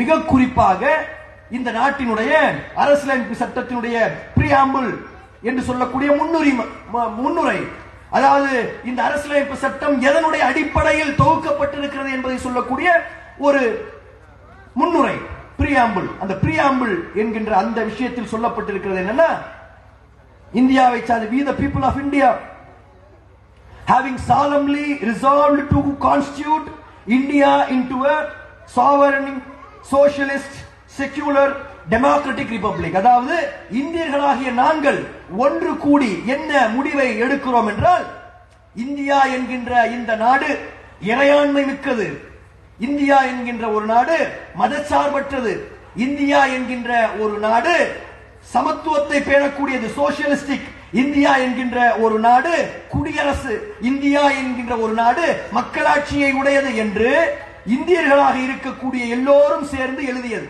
அதில் இருக்கக்கூடிய ஒரு வார்த்தை என்ன? இந்தியா என்கின்ற இந்த ஒரு நாடு செக்யூலர், மத சார்பற்றது. இந்தியா என்கின்ற நாட்டிற்கென்று எந்த மதமும் இல்லை, இந்தியர்கள் பல மதங்களை பின்பற்றலாம். இது இந்திய நாட்டினுடைய விஷயம். இதை சொன்ன உடனேயே ஊர்ல இருக்கவங்க எல்லாம் கொந்தளிச்சு வந்துருவாங்க. இஸ்லாமியர்கள் மட்டும் இஸ்லாமிய நாட்டில் வைத்துக் கொள்ளலாம், பௌத்தர்கள் மட்டும் பௌத்த நாடு வைத்துக் கொள்ளலாம், நாங்கள் வைத்துக் கொள்ள கூடாதா? எத்தனை இஸ்லாமிய நாடுகள், செக்யூலர் நாடுகள் இருக்கு தெரியுமா? எத்தனை இஸ்லாமிய நாடுகள் சொல்லி இஸ்லாமியர்கள் பெரும்பான்மையாக இருக்கக்கூடிய நாடுகள், செக்யூலராக இருக்கக்கூடிய நாடுகள் தெரியுமா? சவுதி அரேபியா மட்டும் நீங்க காமிப்பீங்க. இன்னைக்கு சவுதி அரேபியாலேயே சாராயம் வந்துருச்சுன்னா அவன் இஸ்லாமிய ஆட்சியின்படியா நடந்துட்டு இருக்கிறாங்க. யுஏஇல இஸ்லாமிய ஆட்சியா நடந்துகிட்டு இருக்கு. அங்கே கோயில்கள் கட்டப்படலையா? அங்க இருக்கக்கூடிய கோயில்கள் டர்பன் அணிந்து கொண்டு அங்க இருக்கக்கூடிய அரபிகள் போல இந்துக்கள் அங்கே போய் கோயில்ல கொண்டாடுவது இல்லையா? உடனே மக்கள் மத்தியில் ஒரு பொய்யையும் புரட்டையும் கொண்டு போய் சேர்க்கக்கூடிய ஒரு விஷயம் என்பது நடக்கிறது. ஏன் இது மட்டும் செக்யூலராக இருக்க வேண்டும்? செக்யூலராக நூற்றுக்கணக்கான நாடுகள் இருக்கு. செக்யூலராக இருக்கக்கூடிய நாடுகள் நன்றாக வாழ்ந்து கொண்டு இருக்கிறது. இஸ்லாமியர்கள் வாழக்கூடிய நாடுகளில் மற்ற சமுதாயத்தை சார்ந்தவர்களுக்கு எந்த உரிமையும் இல்லை. இன்னைக்கு இருக்கக்கூடிய இஸ்லாமிய நாடுகளை விடுங்க, அவங்க கொடுக்கிறாங்க. முகம்மது நபி அவர்கள் ஆட்சி நடத்தினார்களே, அங்கே மற்ற சமுதாயத்திற்கு உரிமை இருந்ததா இல்லையா? இருந்தது. அவங்களுக்கு மட்டும் ஜிஸ்யான்னு சொல்லி ஒரு வரி போடுறாங்க. ஜிஸ்யா என்கின்ற வரி எதற்கு? இஸ்லாமியர்களுக்கு 2.5% ஜக்காத் என்பது கட்டாய கடமை, கொடுத்தே ஆகணும். 2% 100% கொடுத்தாகணும். அந்த வரி இஸ்லாமிய மதத்தை சார்ந்தவர்களுக்கு இல்ல. அதற்கு பதிலாக இந்த வரி, அவ்வளவுதான், ஜிஸ்யா என்கின்ற வரி. கட்டாயமாக இஸ்லாமிய மார்க்கத்தை சார்ந்தவர்கள் அந்த நாட்டில் இருந்தார்களே, ஆனால் போர் என்று வரக்கூடிய நேரத்தில் அவர்கள் கட்டாயமாக கலந்து கொண்டே ஆகணும். வாலிபம், நல்ல தெம்பு இருக்கக்கூடிய, நோயாளியாக இல்லாதவர்கள், குழந்தைகளை தவிர்த்து இருக்கக்கூடியவர்கள் கலந்து கொள்ளணும். அதுல விலக்கு கொடுக்கப்பட்டிருக்கிறது பிற மதத்தை சார்ந்தவர்களுக்கு. ஒருவேளை அவர்கள் கலந்து கொண்டால் அது வேற, கலந்து கொள்வதற்கு அனுமதி இருக்கு. அப்ப என்னன்னா ஜிஸ்யா என்கின்ற வரி. அப்ப நபிகள் நாயகம் ஸல்லல்லாஹு அலைஹி வஸல்லம் அவர்கள் தன்னோடு வாழ்ந்த எல்லா மக்களையும் சமமாக பார்த்தார்கள். இன்னும் சொல்ல போனால் யூதர்களுக்கு அவர்கள் மத்தியில் கிடைத்த எந்த அளவுக்கு உரிமைகள் கிடைத்தது. ஒரு யூதன் ஒரு இஸ்லாமியர்களுக்கு இடையில் சண்டை நடந்த நேரத்தில் ஒரு யூதன் வழக்கை கொண்டு வந்து நபிகள் நாயகம் ஸல்லல்லாஹு அலைஹி வஸல்லம் அவர்கள் முன்னிலையில் வந்து அந்த வழக்கை சமர்ப்பிக்கிறார். அந்த வழக்கில் அந்த யூதனுக்கு சார்பாக தீர்ப்பு வழங்கப்படுகிறது. அந்த இஸ்லாமியர் தோற்று திரும்புகிறார். இது நடந்துச்சா இல்லையா? போர் நடக்கக்கூடிய நேரத்தில் நீங்கள் மத குருமார்களை எந்த வகையிலும் தாக்காதீர்கள், அங்கே இருக்கக்கூடிய வழிபாட்டு தலங்களை இடிக்காதீர்கள் என்று நபிகள் நாயகம் ஸல்லல்லாஹு அலைஹி வஸல்லம் அவர்கள் சொன்னாங்களா இல்லையா? செயல்படுத்தினார்களா இல்லையா? அப்ப இஸ்லாம் என்கின்ற மார்க்கம் மற்ற எல்லா மக்களையும் சமமாக பார்க்கிறது. நபிகள் நாயகம் ஸல்லல்லாஹு அலைஹி வஸல்லம் அவர்கள் அமர்ந்திருக்கக்கூடிய ஒரு சபையில் ஒரு யூதனுடைய ஜனாசா கடந்து செல்கிறது. நபிகள் நாயகம் ஸல்லல்லாஹு அலைஹி வஸல்லம் அவர்கள் பொதுவாகவே யாருக்காகவும் யாரும் எந்திரித்து நிற்கக்கூடாது என்று சொல்லக்கூடியவர். தனக்காக கூட யாரும் எந்திரிச்சு நிற்கக்கூடாது என்று சொல்லக்கூடியவர். தனக்காக யாராவது எந்திரித்து நின்றால் அதை வெறுக்கக்கூடியவர். யார் ஒருவர் தான் வரக்கூடிய நேரத்தில் தனக்கு மரியாதை செலுத்துவதற்காக ஒருவர் எழுந்திருத்து நிற்க வேண்டும் என்று நினைக்கிறாரோ அவர் தன்னுடைய தங்குமிடத்தை நரகத்தில் அமைத்துக் கொள்ளட்டும் என்று சொல்லக்கூடியவர். அந்த நபிகள் நாயகம் ஸல்லல்லாஹு அலைஹி வஸல்லம் ஒரு யூதனுடைய பிரேதம் கடந்து செல்லக்கூடிய நேரத்தில் எழுந்து நின்றார்கள். சஹாபாக்கள் எல்லாம் கேட்கிறாங்க, அவன் ஒரு யூதன், அவனுக்காக எந்திரிச்சு நிக்கிறீங்க? நபிகள் நாயகம் சொன்னாங்க, அவனும் மனுஷன் தானே. ஒரு யூதனுடைய பிணம் கடந்து செல்லக்கூடிய நேரத்தில் அவர்களுக்காக எந்திரிச்சிருந்தார்கள். ஒரு யூத பெண்மணி நபிகள் நாயகம் ஸல்லல்லாஹு அலைஹி வஸல்லம் அவர்களுக்கு இறைச்சியில் விஷம் வைத்து கொடுத்தால் அவரை கொல்வதற்காக சஹாபாக்கள் எல்லாம் பாய்ந்தார்கள். நபிகள் நாயகம் ஸல்லல்லாஹு அலைஹி வஸல்லம் அவர்கள் தடுத்து நிறுத்தினார்கள். வேணா, விட்டுருங்க. இப்ப என்ன? இஸ்லாமிய மார்க்கம் எந்த மதத்தினரையும் பிரித்து பார்க்க சொல்லவில்லை. உங்களுடைய வழிபாட்டு முறை வேறு, எங்களுடைய வழிபாட்டு முறை வேறு, அவ்வளவுதான். உங்களுடைய வழிபாட்டு முறை வேறு, எங்களுடைய வழிபாட்டு முறை வேறு. சொல்வது கடமை, ஏற்பதும் ஏற்காதும் அவங்களுடைய விருப்பம். நபிகள் நாயகம் ஸல்லல்லாஹு அலைஹி வஸல்லம் அவர்கள் இதை நடைமுறைப்படுத்தினார்கள், அவ்வாறே வாழ்ந்தும் காட்டினார்கள். அப்படிப்பட்ட இந்த பிரியாம்பிள் என்று சொல்லக்கூடிய அந்த செக்யூலர் என்று சொல்லக்கூடிய இந்த பிரியாம்பிள் இன்னைக்கு நடைமுறைப்படுத்தப்படுகிறது அந்த நாட்டில். இந்த நாடு இன்னைக்கு செக்யூலராக இருக்கிறதா? இந்த நாட்டிற்கு என்று மதம் கிடையாது, நாட்டில் இருக்கக்கூடியவர்களுக்கு தான் மதம் இருக்கிறது என்று சொல்லக்கூடிய ஒரு நேரத்தில் என்ன நடந்து கொண்டிருக்கிறது அயோத்தியால? 2 நாளைக்கு முன்னாடி திறந்தாங்க, சில நாட்களுக்கு முன்னாடி என்ன நடக்குது? நாட்டினுடைய பிரதமராக இருக்கக்கூடியவர், நீங்கள் மனதளவில் ஒரு இந்துவாக இருக்கலாம், ஆனால் எந்த இடத்தில் அது கட்டப்பட்டிருக்கு? 500 ஆண்டு காலம் ஒரு பள்ளிவாசல் அந்த இடத்தில் இருந்தது. இருந்த பள்ளிவாசல் இடிக்கப்பட்டது. அந்த பள்ளிவாசல் இடிக்கப்பட்டதற்கு எதிராக வழக்குகள் நடந்தது. வழக்குகள் நடந்ததில் உச்சநீதிமன்றம் வழங்கிய தீர்ப்பு தெளிவாக சொல்கிறது, இந்த பள்ளிவாசலை தரைமட்டமாக்கியது படுமோசமான செயல். இந்த செயலில் ஈடுபட்டவர்கள் தண்டிக்கப்படக்கூடியவர்கள். இந்த பள்ளிவாசலுக்கு கீழே ஒரு கோயில் இருந்தது என்பதை நிரூபிப்பதற்கான எந்த விதமான சான்றுகளும் இல்லை. இந்த இடத்தில் ராமர் பிறந்தார் என்பதை நிரூபிப்பதற்கும் எந்த விதமான சான்றுகளும் இல்லை. இந்த இடத்தில் 500 ஆண்டு காலமாக இஸ்லாமியர்கள் தொழுகை நடத்தியதற்கான எல்லா ஆவணங்களும் இருக்கிறது. ஆனால் பெரும்பான்மையானவர்களுடைய மனதில் இருக்கக்கூடிய நம்பிக்கையை மனதில் வைத்து இந்த இடத்தை நாங்கள் அவங்க கிட்ட கொடுத்துறோம், இஸ்லாமியர்களுக்கு கொடுக்க முடியாது, நீங்க கோயில் கட்டிக்கங்க, அந்த இடத்துல எந்த இடத்துல பள்ளிவாசல் இடிக்கப்பட்டுச்சோ அந்த இடத்துல உங்களுக்கு தனியா ஒரு சில ஏக்கர் இடம் கொடுப்போம், நீங்க அங்க போய் பள்ளிவாசல கட்டிங்க. இது ஒரு தீர்ப்பா? இவ்வாறு தீர்ப்பு கொடுக்கப்பட்டது. இப்போ தங்களுக்கு அநீதி கிடைக்கப்பட்டதற்கு பிறகு சரி, நீதிமன்றம் தீர்ப்பு வழங்கிவிட்டது, அமைதியாக கடந்து செல்வோம், அடுத்த வேலையை பார்ப்போம் என்று இஸ்லாமியர்கள் இருந்து கொண்டிருக்கக்கூடிய நேரத்தில் அவர்களுடைய மனதிலே வேதனையிலே இன்னும் வேதனை அதிகப்படுத்தக்கூடிய வகையில் ஒரு நாட்டினுடைய பிரதமர் கலந்து கொள்கிறார். 11 நாள் விரதம் இருக்கிறார். அங்கே இருக்கக்கூடிய ஊரில் இருக்கக்கூடிய அனைத்து பிரபலங்களும் அழைக்கப்படுகிறார்கள். எண்ணப்பட்ட சம்பவத்திற்கு பிறகு இது நடந்தது என்பதை எல்லோரும் மறந்து அந்த இடத்திலே கலந்து நிற்கிறார்கள். ட்ரெயின் அன்னைக்கு ஃப்ரீயாக விடப்படுகிறது. பல மாநிலங்களில் அரசு விடுமுறை விடப்படுகிறது. பல கோயில்களில் நடக்க இருக்கக்கூடிய மிக முக்கியமான நிகழ்ச்சிகள் எல்லாம் தடுத்து நிறுத்தப்படுகிறது. எல்லாவற்றிற்கும் மேலாக சில மருத்துவமனைகளில் நடந்த ஆபரேஷன்கள் நிறுத்த சொல்லப்பட்டது.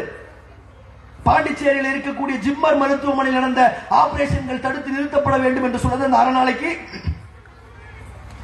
அதை சொன்ன உடனே எதிர்ப்பு வந்த உடனே திரும்ப மாத்துறாங்க. பிணங்கள் அந்த அறநாள் எரிக்கப்படக்கூடாது என்று சொல்லப்பட்டது.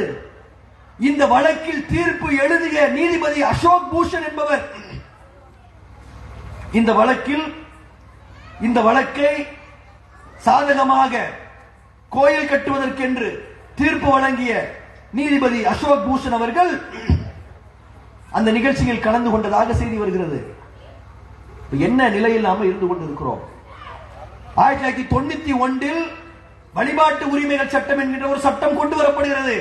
அந்த சட்டம் மிக தெளிவாக சொல்கிறது 1947 ஆகஸ்ட் 15ற்கு பிறகு எந்த இடத்திலும் இனிமேல் இந்த இடம் எனக்கு சொந்தம் உனக்கு சொந்தம் யாரும் பிரச்சனையை கொண்டு வரக்கூடாது அயோத்தியை தவிர்த்து. ஏனென்றால் அயோத்தி பிரச்சனை வந்துவிட்டது. அந்த பிரச்சனையை சட்டப்பூர்வமாக நாங்கள் சால்வ் பண்ணிடுவோம், மற்ற எந்த பிரச்சனையும் நீங்கள் கொண்டு வரக்கூடாது என்று 1991 இந்த பாபர் மசூதி இடிக்கப்பட்டதற்கு பிறகு ஒரு சட்டம் இயற்றப்பட்டது பாராளுமன்றத்தில். ஆனால் இன்னைக்கு அப்படி நிலைமை இருக்குதா? எந்த வழக்கும் கொண்டு வரப்படாமல் இருக்குதா?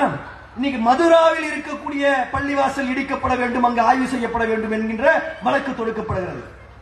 காசி விஸ்வநாதர் ஆலயத்தை ஒட்டி இருக்கக்கூடிய ஷாஹி ஈத்கா பள்ளிவாசல்ல நாங்க ஆய்வு செய்யணும் என்கின்ற ஒரு கோரிக்கை வைக்கப்படுகிறது. இந்த இரண்டு வழக்குகளையும் உயர் நீதிமன்றமும் உச்ச நீதிமன்றமும் ஏற்றுக்கொண்டு வழக்கு நடத்தக்கூடிய ஒரு சூழலை பார்க்கிறோம். இப்ப எந்த நிலையில் நாம் இருந்து கொண்டிருக்கிறோம் என்று புரிகிறதா? இங்க என்ன எப்பேற்பட்ட ஒரு சூழலில் வாழ்ந்து கொண்டிருக்கிறோம் என்று புரிகிறதா? அப்ப இந்த நாட்டில் இருக்கக்கூடிய அரசாங்கத்திற்கு மதம் கிடையாது என்பது உண்மையாக படுகிறதா நமக்கு?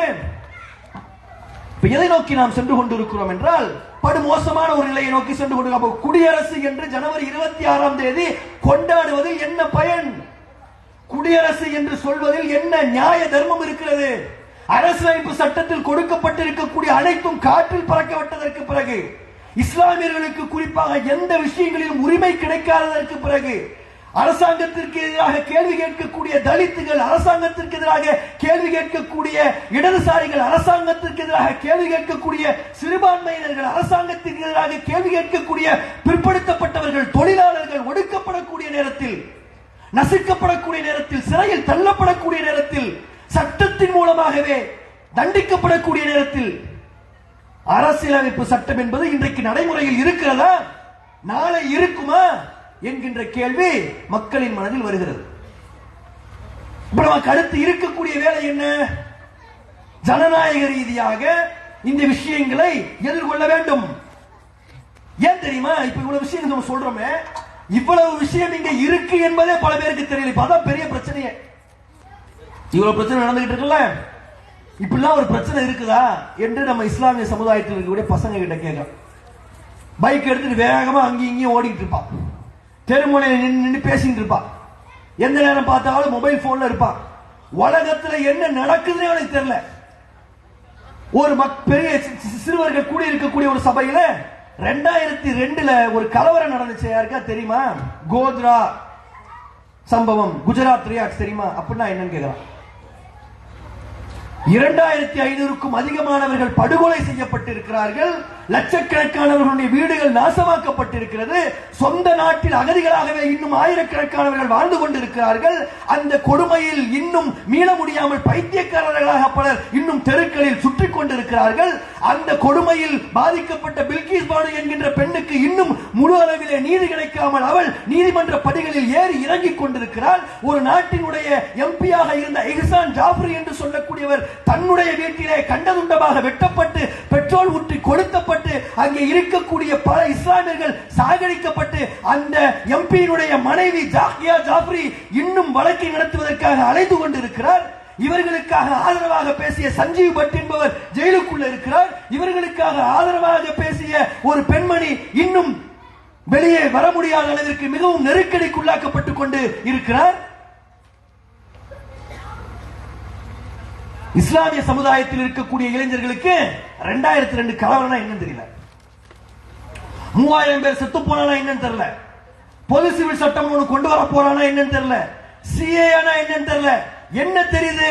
எந்த நேரம் பார்த்தாலும் உட்கார்ந்து மொபைல்ல விளையாடு, ஊர் சுத்து, கதை பேசு, சாப்பிடு, தூங்கு, நாளைக்கு மௌத்தா போயிரு. இஸ்லாமிய மார்க்கம் இதை சொல்லவில்லை. நாம் நம்ம இஸ்லாமியர்கள் என்று அழைத்துக் கொள்வோமே, ஆனால் பேரை மட்டும் அப்துல் காதர், அப்துல் ரஹ்மான், ஆயிஷா, பாத்திமா. என்ன பிரயோஜனம்? என்ன பிரயோஜனம்? நபிகள் நாயகம் ஸல்லல்லாஹு அலைஹி வஸல்லம் அவர்களிடம் கேட்கப்பட்டது, இஸ்லாம்னா என்ன? நபிகள் நாயகம் சொன்னார்கள், அத்தீனு வன் நஸீஹா, மற்றவர்களுடைய நலனை நாடுவதுதான் இஸ்லாம். வானதி ராஜபுரத்தில் அழகான வீடுகளில், பரந்த வீடுகளில், எந்த விதமான பிரச்சனையும் இல்லாமல் நிம்மதியாக நான் வாழ்ந்து கொண்டிருக்கிறேன், மற்றவனை பற்றி கவலை இல்லை என்று சொல்வதற்கு எந்த விதமான தார்மீக உரிமையும் ஒரு முஸ்லீமுக்கும் கிடையாது, ஒரு முஸ்லீம் பெண்ணுக்கும் கிடையாது. எனக்கு என்ன பிரச்சனை? வீட்டில் வருமானம், நல்ல செலவுக்கு காசு, உண்பதற்கு உணவு, படிப்பதற்கு படிப்பு இருக்கு. நான் என் பாட்டுக்கு வேலையை பார்த்துக்கிட்டு இங்க வியாபாரம் பண்ணிக்கிட்டு தேவைப்பட்ட வெளிநாட்டுக்கு போயிட்டு சம்பாதிச்சு இன்னொரு வீட்டை கட்டி செத்து போயிடுறேன். சொல்ல முடியாது. ஒரு மூமீனான பெண்மணி பக்கத்து வீட்டில் ஒருத்தன் பசியோடு இருக்கக்கூடிய நேரத்தில் வயிறார உண்ணக்கூடாது என்று சொல்லக்கூடிய மார்க்கத்தில் இருக்கிறீர்கள். உங்கள் கண்களுக்கு முன்னால் அடித்து நொறுக்கப்படுகிறார்கள், அடித்து சாகடிக்கப்படுகிறார்கள். உங்கள் கண்களுக்கு முன்னால் பல இஸ்லாமியர்களுடைய உரிமைகள் பறிக்கப்படுகிறது. மகாராஷ்டிராவில் கலவரம் நடக்கிறது, மத்திய பிரதேசத்தில் கலவரம் நடக்கிறது. மாடுகளின் பெயரை சொல்லி கொல்லப்பட்டவர்களுடைய எண்ணிக்கை மட்டும் நூற்றுக்கணக்கானவர்கள். இஸ்லாமியர்கள் என்கின்ற ஒரே காரணத்திற்காக இடிக்கப்பட்ட வீடுகள் மட்டும் ஆயிரக்கணக்கில் இருக்கிறது. எல்லாத்தையும் கண்ணை மூடிட்டு போயிடுறீங்களா? அப்படியே அப்படி கண்ணை மூடிட்டு போனா நாம் யார் என்கின்ற கேள்வி வருமா வராதா? கண்டிப்பா வரும். என்ன பதில் வைத்திருக்கிறோம்? பேச முடியுமா? நம்மளால சொல்ல முடியுமா? யாரெல்லாம் நான் இதெல்லாம் பார்த்துட்டு சும்மா இருந்தேன் சொல்ல முடியுமா? நபிகள் நாயகம் ஸல்லல்லாஹு அலைஹி வஸல்லம் அவர்கள் சொல்கின்றார்கள், ஒரு மூமின் எப்படிப்பட்டவனாக இருக்க தெரிய வேண்டுமா? ஒரு இறை நம்பிக்கையாளனுடைய அடையாளம் என்ன தெரியுமா? கண்ணுக்கு முன்னால் ஒரு அநீதி நடக்கக்கூடிய நேரத்தில் அதை கரம் கொண்டு தடுக்க வேண்டும். உங்களுக்கு வலிமை இல்லை, அதிகாரம் இல்லையா? நாவினால் தடுக்க வேண்டும். அதற்கும் வலிமை இல்லையா? வெறுத்து ஒதுங்கி விட்டு நாளை விட்டு போயிடுங்க. எல்லாரும் இந்தியா விட்டு எங்கேயாவது போயிருங்க. சாத்தியம் இருக்கா? நீங்கள் வாழ்ந்து, நீங்கள் பிறந்து, உங்களுடைய மூதாதையர்கள் இந்த நாட்டிற்கு சுதந்திரத்தை பெற்று தந்து இன்று நாம் சுவாசிக்கக்கூடிய சுதந்திர காட்டிற்கும் குடியரசிற்கும் காரணகர்த்தாக்களில் மிக முக்கியமானவர்கள் இஸ்லாமியர்கள்.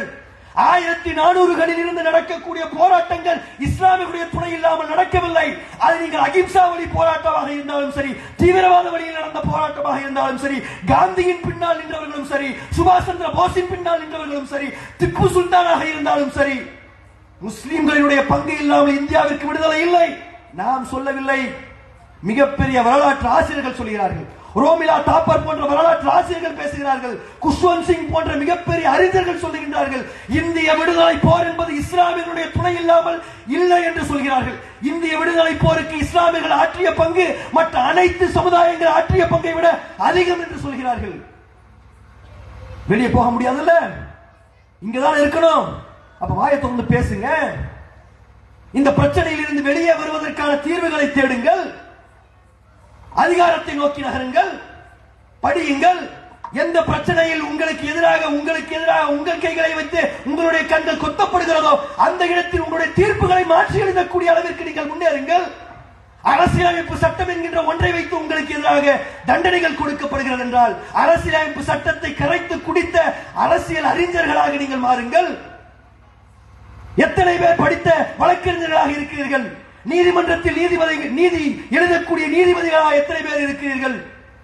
கலவரங்களை தடுத்து நிறுத்தக்கூடிய ஒரு போலீஸ்காரராக எத்தனை பேர் இருக்கிறீர்கள்? கலவரங்கள் வரக்கூடிய நேரத்தில் அதை தடுப்பதற்கு தேவையான முஸ்லீம்களை எடுக்கக்கூடிய கலெக்டர்களாக எத்தனை பேர் இருக்கிறீர்கள்? இங்கே மக்களுக்கு மத்தியில் நன்மைகளை செய்யக்கூடிய நலத்திட்டங்களை கொடுக்கக்கூடிய அதிகாரிகளாக எத்தனை பேர் இருக்கிறீர்கள்? மக்களுக்கு எது சரி எது தவறு என்பதை சொல்லிக் கொடுக்கக்கூடிய பேராசிரியர்களாக எத்தனை பேர் இருக்கிறீர்கள்? இந்த உலகம் எங்கோ சென்று கொண்டிருக்கிறது. சென்று கொண்டிருக்கக்கூடிய உலகத்திற்கு தேவையான கண்டுபிடிப்புகளை கொண்டு வரக்கூடிய அறிவியல் அறிஞர்களாக எத்தனை பேர் இருக்கிறீர்கள்? எத்தனை பேர் அதற்கு ஆசைப்படுகிறீர்கள்? இருக்கிறோம். 20 கோடி பேர் ஆசைப்படுறோமா? இதை நோக்கி நகர்வதற்கு சிந்தனை இருக்கிறதா? இஸ்லாம் இதை சொல்கிறது.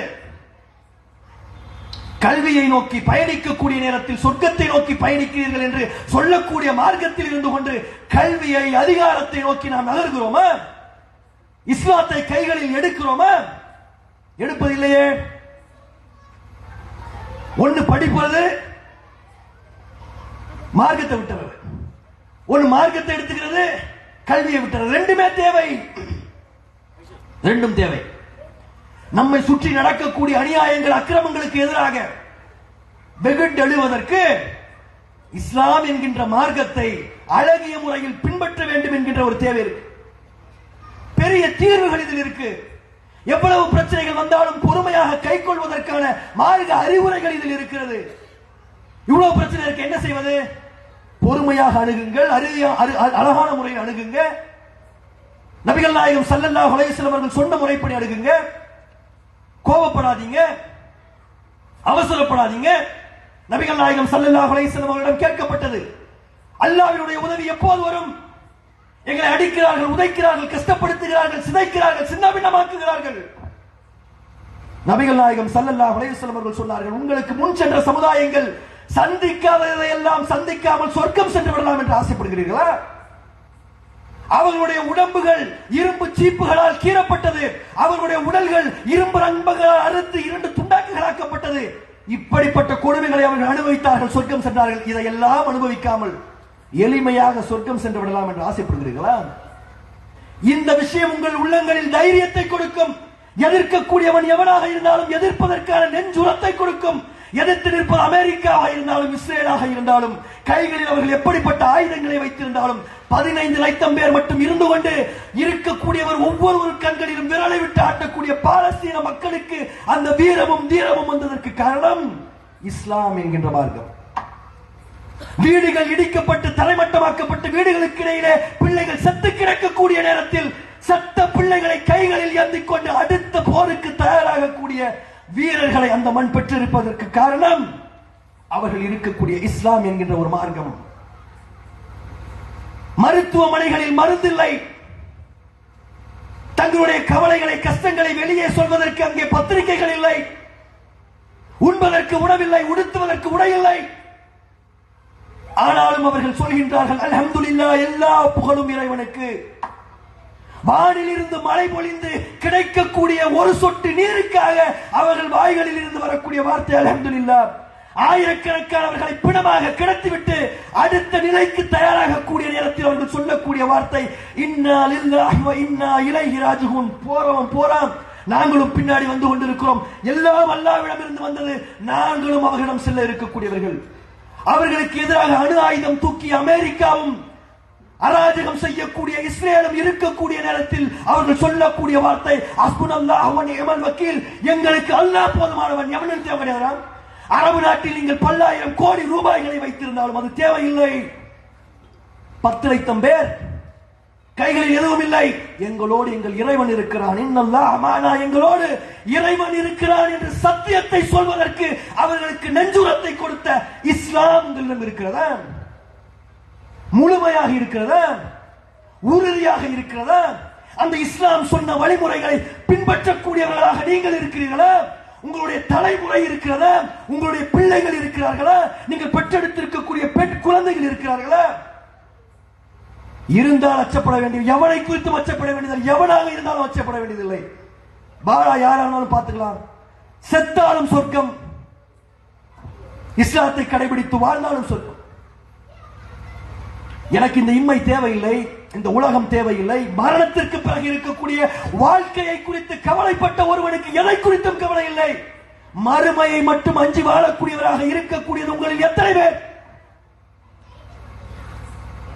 மறுமையை குறித்து அஞ்சி வாழக்கூடிய நேரத்தில் இந்த உலகத்தில் இருக்கக்கூடிய மக்களுக்கு செய்ய வேண்டிய செயல்களை செய்வதற்காக உங்களை தயார்படுத்திக் கொள்வது எத்தனை பேர்? இந்த மக்களுக்கு செய்ய வேண்டிய செயலை செய்யணுமா இல்லையா? சாலையில் நடந்து போகக்கூடிய நேரத்தில் கால்கள் இடறக்கூடிய ஒரு முள் கிடந்தால், ஒரு கல் கிடந்தால் அதை எடுத்து ஓரமா போட்டுட்டு போன அதுவும் நன்மையில் சேரக்கூடிய ஒரு விஷயம். வெயில் சுட்டரிக்கக்கூடிய நேரத்தில் ஒரு மரத்தை நட்டுவிட்டு சென்றால் அந்த மரத்தின் நிழலில் மற்றவர்கள் நலம் பெறக்கூடிய காலமெல்லாம் நன்மை வருகிறது என்று சொல்லக்கூடிய ஒரு மார்க்கம். தாகத்தோடு கிடக்கக்கூடிய ஒரு நாய்க்கு தண்ணீர் கொடுப்பதன் மூலமாக ஒரு பெண் சொர்க்கம் சென்றார் என்று சொல்லக்கூடிய ஒரு மார்க்கம். தோண்டி விட்டு சென்ற கிணற்றில் இருந்து ஒவ்வொருவரும் தண்ணீர் குடிக்கக்கூடிய காலமெல்லாம் நன்மையை பெற்றுக் கொள்கிறீர்கள் என்று சொல்லக்கூடிய மார்க்கம். நீங்கள் கற்றுக்கொண்ட கல்வியை மற்றவர்களுக்கு சொல்லிக்கின்ற நேரத்தில் அந்த பயனளிக்கக்கூடிய கல்வி தொடர்ந்து இருக்கக்கூடிய காலமெல்லாம் சதகத்துல் ஜாரியா என்று பலன்களை அள்ளித்தரக்கூடிய நன்மைகளை பெற்றுத்தரக்கூடிய ஒரு மார்க்கத்தில் இருந்து கொண்டு படிப்பதில்லை, படிப்பதை சொல்லிக் கொள்வதில்லை, அதிகாரத்தை பெறுவதன் மூலமாக மக்களுக்கு செய்யக்கூடிய நன்மைகளை செய்வதற்கு தயாராக இல்லை. இஸ்லாம் என்ன சொல்கிறது என்பதை குறித்து சிந்திப்பதற்கு நேரம் இல்லை. இஸ்லாம் சொல்வதை வாழ்க்கையில் நடைமுறைப்படுத்துவதற்கு நமக்கு மனதில் இடமில்லை என்றால் நாம் யார் என்கின்ற கேள்வி நாம் ஒவ்வொருவரும் கேட்டுக்கொள்ள வேண்டிய ஒரு நேரமாக இருந்து கொண்டு இருக்கிறது. கண்ணியத்திற்கு உரியவர்களே, நாம மிக மோசமான ஒரு சூழலில் இந்த நாட்டில் வாழ்ந்து கொண்டு இருக்கின்றோம். இன்றைக்கு இந்த நாடு குடியரசு நாடு என்று சொல்லப்படுகிறது. ஆனால் குடியரசாக இருக்கிறோமா என்கின்ற கேள்வி வருகிறது. அதை மாற்றுவதற்கு, ஜனநாயக ரீதியில் உழைப்பதற்கு நாம் ஒவ்வொருவரும் முன்வர வேண்டும். அழகிய முறையில், மார்க்கம் அனுமதித்திருக்கக்கூடிய முறையில் உழைப்பதற்கு நாம் கடமைப்பட்டு இருக்கின்றோம். நம்முடைய பிள்ளைகளை மார்க்கத்தை கற்றுக்கொள்ளக்கூடியவர்களாகவும், உலக கல்வியை கற்றுக்கொள்ளக்கூடியவர்களாகவும், அதிகாரத்தை, ஆற்றலை, ஆராய்ச்சியை நோக்கி நகரக்கூடியவர்களாகவும் வளர்க்க வேண்டிய கட்டாயம் என்பது இந்த நாளில் இருந்து கொண்டு இருக்கிறது. பெரிய பெரிய தொழில்நுட்பங்களை எல்லாம் வைத்து இன்னைக்கு தேர்தல் முடிவையே மாற்றிவிடுகிறார்கள். அதை கூட தெரிந்து கொள்ள முடியாத அளவிற்கு நாம் இருக்கிறோம் என்றால் அதையும் தெரிந்து கொள்ளக்கூடிய நிலைக்கு நாம் வரணும். அடுத்த தலைமுறைக்கு என்ன தொழில்நுட்பம் வருகிறது என்பதை தெரிந்து கொள்ளக்கூடிய அறிவியல் அறிஞர்களை, மார்க்கத்தையும் கற்றவர்களை உருவாக்கக்கூடிய கடமை இங்கே உட்கார்ந்து கொண்டிருக்கக்கூடிய ஒவ்வொரு பெண்ணிற்கும் இருக்கிறது. நாங்க என்ன செய்வோம்?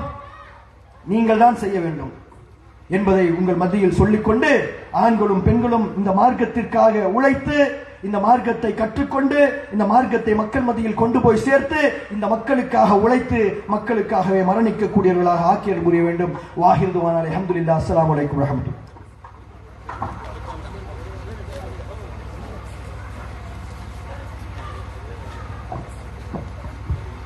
அஸ்ஸலாமு அலைக்கும்.